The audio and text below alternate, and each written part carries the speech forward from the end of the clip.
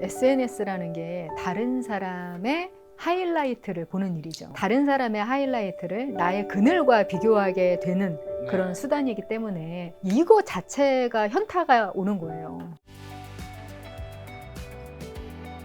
자, 인간관계에서도 2030도 여쭤보고 싶은데 2030 세대가 넓고 얕은 관계보다 소수의 깊은 관계를 더 선호하는 경향이 있다는데 사실인지랑 그 이유가 뭐죠? 그게 사실이고요. 요즘 세대들일수록 더 강하게 드러나는 특징이 뭐냐면은 뭔가 실용성 그리고 시간을 아끼고 싶은 거, 효율을 굉장히 중요시하는 세대예요. 그래서 효율에서 벗어난다 이렇게 생각하는 걸 가장 못 견뎌 하더라고요. 이 관계에서도 뭔가 이거는 서로를 위해서 그렇게 효율적인 일이 아니다 그러면 그거에 부담을 더 유난히 느끼는 그런 세대이기 때문에 관계도 괜히 가볍게 여러 달이 걸쳐서 만들어 놓는 것보다는 뭔가 소통을 해도 그냥 한마디 하면 척 알아들어. 그리고 웬만큼 말을 해도 그거에 상처를 요 정도는 안 받아. 그냥 편하게 해도 그것 때문에 부담스럽지 않은 관계. 이렇게 소수로만 인간관계를 유지를 하면서 내가 관계를 통해서 얻고자 하는 그 편안함과 연결감 이것만 가지고 싶어 하는 거죠. 그런데요, 사실 이런 경향은 우리가 20대일 때도 마찬가지였습니다. 근데 정도가 더 심해졌을 뿐이죠. 그때는 진정한 친구 한 명만 있으면 그냥 무엇과도 바꿀 수 없다 이렇게 다들 생각을 하던 시기였고, 꿈이 진정한 친구 한 명이 생기는 거다 이런 사람도 많았어요. 그때는. 근데 어떻게 생각하세요? 저는 다수의 넓고 깊은 관계는 현실적으로 말이 안 되고, 근데 그렇다 해서 소수의 깊은 관계, 진짜 평생 친구 한 명만 있으면 된다 이런 것도 그냥 그 얘기를 듣다 보면 그런 친구 한 명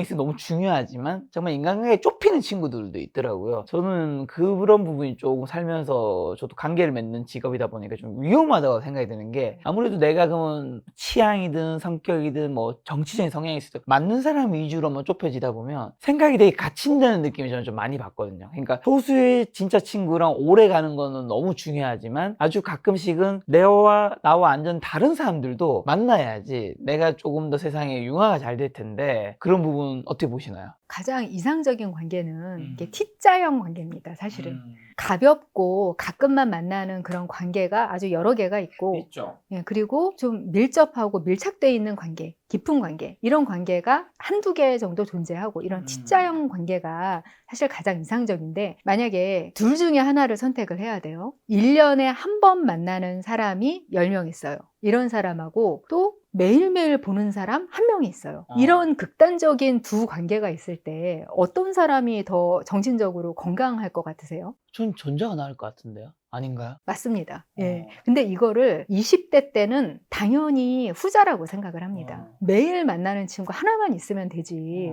여러 관계를 다 관리하고 복잡하게 해야 되는 거, 이런 것들이 귀찮다고 생각을 하는 거예요. 자, 이렇게 나이가 들수록 이걸 우리가 다 깨닫게 되거든요. 영원한 관계는 없고, 그렇기 때문에 우리는 하중을 분산해야 된다. 인생의 하중을 분산시키자.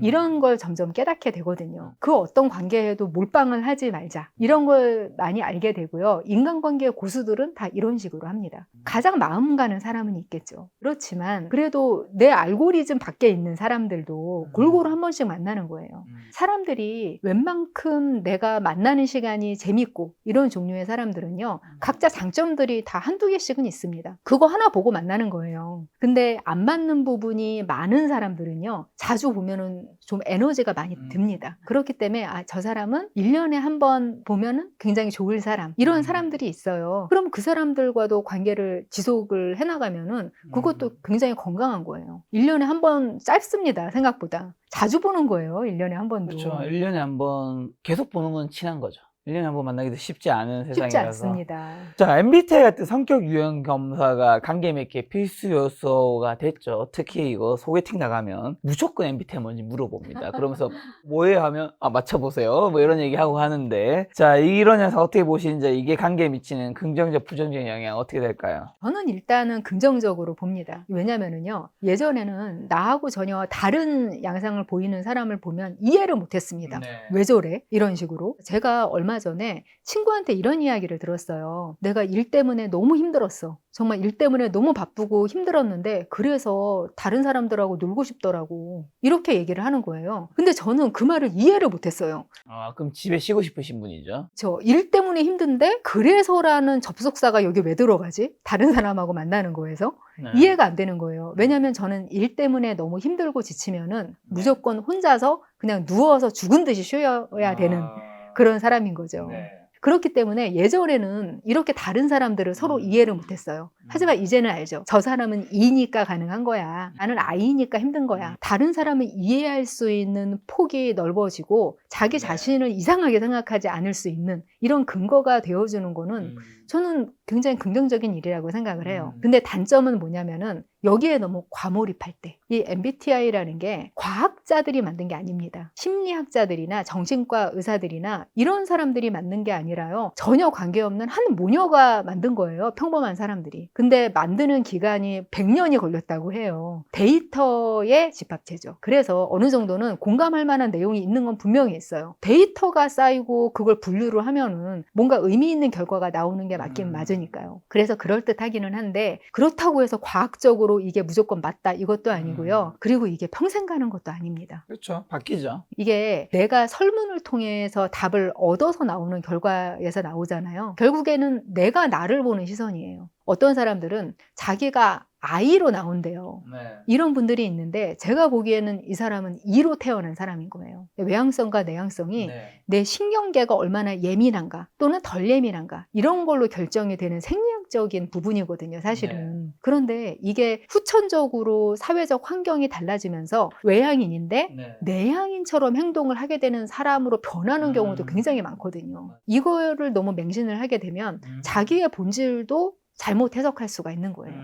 그래서 참고만 하자. 다만 다른 사람을 이해하는 하나의 지표로 삼자. 저는 뭐 초면인 사람들이 특히 남녀가 만났을 때 대학거리로 참 좋은 것 같아요. 재밌죠. 재미로 딱 그 정도. MBTI를 과학적이라고 말하는 심리학자나 저는 교수님이 한 명도 못 봤기 때문에 딱 그 정도로 재밌게 이 사람은 어느 정도 뭐 알 수 있는, 이해할 수 있는 정도까지 하면 되지. 그걸 가지고 이 사람 너 ESTJ인데? 하면서 ESTJ니까 이렇게 행동하겠지. 너무 또 그렇게 보는 것도 좀 위험할 것 같은데. 자, 요즘에 또 SNS 발달로 피상적인 관계에 익숙해진 젊은 세대분들이 관계 현타를 느끼는 경우가 많다고 하는데 그 이유는 뭐고 이건 어떻게 극복할 수 있을까요?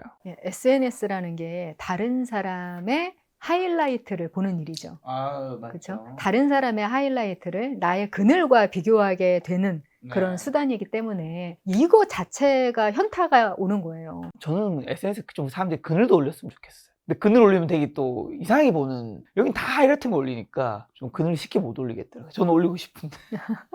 그 그늘을 올리는 분들도 있어요. 아. 그런데 문제는 보기에 불편한 경우가 많습니다. 그렇죠. 그늘을 웬만큼 공감이 갈 수 있을 정도로만 올리게 되면요. 관심을 못 받습니다. 그렇기 때문에 이걸 과장을 해서 보기에 불편해서 이걸 멈춰서 계속 보게 만드는, 댓글에 사람들은 뭐라고 하나 한번 다 보게 되는 그런 부정적인 모습으로만 또 그늘을 보게 되기 때문에 또 불쾌한 거예요, 그게. 그래서 우리는 이걸 보면서 현실과 분리를 할 줄 알아야 되는데 젊은 분들은 마음으로 그게 잘 안 되죠. 그리고 이게 저 사람의 하이라이트고 이게 그늘이다라는 걸 의식으로는 압니다. 의식으로는 아는데 그냥 그 순간에 내가 힘들어지는 거예요. 그건 어쩔 수가 없는 부분이기 때문에 현실에서의 관계를 많이 만드셔야 됩니다.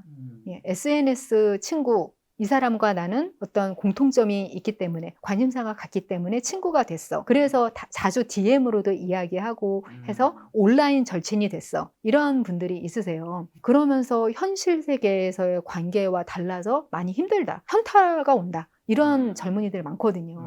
근데 이런 경우에는요, 분리를 못 하시더라고요, 의외로. 밖에서 보기에는 당연히 분리를 하겠지. 온라인에서 그 사람의 캐릭터가 있는데 왜 이걸 오프라인까지 끌고 오지 하는데 분리를 못 하시는 거예요. 자, SNS가 잘 되려면 특징이 뭐냐면은 일관성이거든요. 일관성을 가지고 그 게시물을 계속 올리려면은 자기 캐릭터를 잡아야 돼요. 그렇죠. 내 여러 가지 면이 있는데 그 중에서 하나를 잡아서 그거에 관련된 것만 지속적으로 올려야지 알고리즘이 밀어주잖아요. 사실 그 자체가 일반적이진 않죠. 근데 이런 분들의 모습, 한 가지 모습만 보고 친구가 됐는데 오프라인에서의 친구와 같을 수가 없는 거죠. 김작가 TV 보면 저희 시청자분들이 김작가 TV를 구독해주고 사랑해주는 이유 중 하나로 김작가는 어떻게 그렇게 이야기를 잘 들어주냐 이런 얘기 많이 하시거든요. 저도 여러분 사석에서는 말 많이 끊어 먹습니다.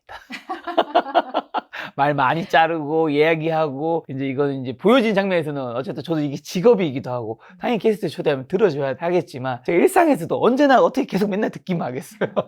저도 하고 싶은 말이 있는데 오히려 더 많이 하실걸요, 사석에서는. 네, 맞아요. 여기서 듣느라고 맞아요. 힘드신 스트레스를 거기서 푸시는 맞아요. 거죠. 인정합니다. 약간 그런 부분이 있죠. 근데 그게 어떻게 보면 저희 전체적인 모습인데 여기 온라인에서만 봤을 때 정말 잘 들어주는구나. 절대 사람 말 자르지도 않고 생각하는데 그게 저희 전부는 아닌 거죠. 자, 그리고 또 목적에 따라 관계를 맺고 관리하는 인덱스 관계라는 트렌드가 있다고. 이거 보고 어떻게 생각하세요? 저는 나쁘지 않게 봅니다. 네.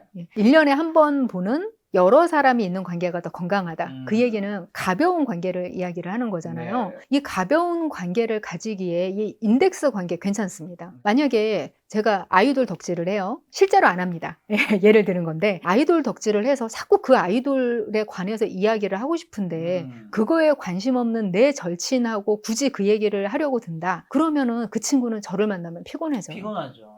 피곤해지고 어느 순간 너 이제 그 얘기 그만하면 안 돼? 하면 섭섭해하면서 관계가 멀어질 수가 있습니다. 그렇기 때문에 뭔가 내가 느끼고 있는 거를 다른 사람들과 공감을 하고 싶어 하는 건 사람들의 공통점이거든요. 이건 본능이에요. 공감이 되는 말을 내가 하고 또 들을 때 이때 도파민이 엄청 나온다고 합니다. 우리는 그걸 포기할 수 없잖아요. 그 연결감을 통해서 우리가 받는 것들이 너무나도 많기 때문에 내 관심사에 따라서 인덱스 관계를 맺는 거 이거 굉장히 좋은 거고요. 그리고 내가 용건 있는 사람, 그래서 다른 사람과 어떤 한 주제로 지속적으로 연결될 수 있는 자질이 있는 사람, 이렇게 만드는 데에도 좋은 근거가 된다고 생각을 해요. 다만 너무 사람을 목적을 가지고만 만난다, 이런 마음이면은 그거는 건강하지 못한 거죠.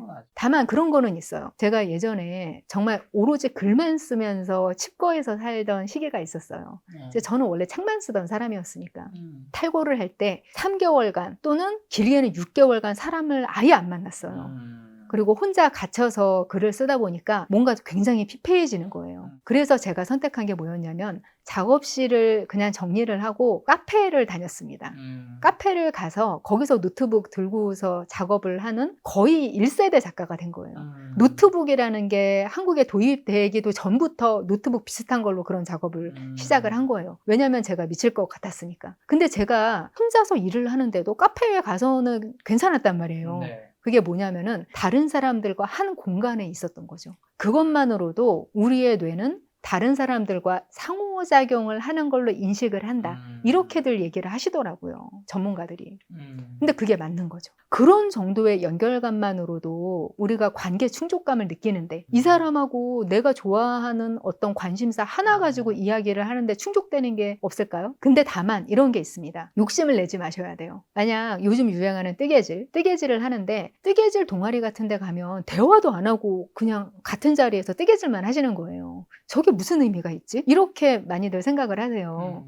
근데 뜨개질 좋아하는 사람과 이 공간에서 이 공기를 나눈다는 것만으로도 충족이 있습니다. 그런데 내가 취미 생활을 통해서 어떤 동아리 같은 데 나가는데 여기서 내가 친구를 사귀고 싶어. 인생 친구를 여기서 만날 거야 하고 뜨개질 동아리에 가시는 거예요. 그러면은 다른 사람들이 부담스러워 하는 거죠. 우리는 이 정도만의 거리로도 충분히 만족하는데 저 사람은 또 여기서 다른 걸 원하네 하면은 거기서 또 상처가 일어나고 다른 마음을 통해서 이렇게 다른 의도로 저 사람은 오는구나 이렇게 생각할 수도 있는 거죠. 이것도 주의하셔야 될 부분 중에 하나예요. 인덱스 인간관계에서. 자, 근데 또 요즘에는 외로운 건 싫지만 혼자 있고 싶다는 요즘 시대의 딜레마 이거 어떻게 해결할 수 있을까? 건강한 고립과 사회적 연결의 균형점 어디가 될까요? 뭐 혼자만 있는 것도 옳은 것도 아니고 사람들과 계속 뭉치는 것도 좋은 것도 아니고. 혼자 있는 시간이 일단은 재밌어야 됩니다. 그러기 위해서는요, 적절한 고통이 필요해요. 사람이 행복감을 느끼기 위해서는 적절하게 좀 고통스러운 일이 있어야 되거든요.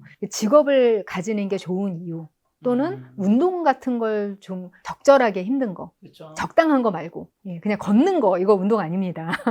지금 고통이 뒤따르는 어느 운동, 이런 걸 한다든지 이런 식으로 혼자서 시간을 보내면서 쾌감을 느끼는 거예요. 그런 일을 찾아내는 겁니다. 혼자서 내가 혼자서 이걸 하는데 너무 재밌고 즐거워. 이런 충족감을 느끼는 종류의 사람이 되면 일단 다른 사람에 지나치게 목말라 하지 않는 사람이 되거든요. 그러면은 가벼운 관계에서도 충족감을 느끼는 종류의 사람이 될 수 있어요. 그냥 단순하게 어디서 매일 커피 한 잔 사는 카페가 있어요. 그 사장하고 커피 사면서 한마디씩 그냥 이야기 나누는 거예요. 그런 종류만으로도 정서적으로 충족되는 부분이 굉장히 크다고 해요, 의외로. 그런 종류로도 충족감을 느끼는데 좀 더 가벼운 관계에서는 가능하지 않을까요?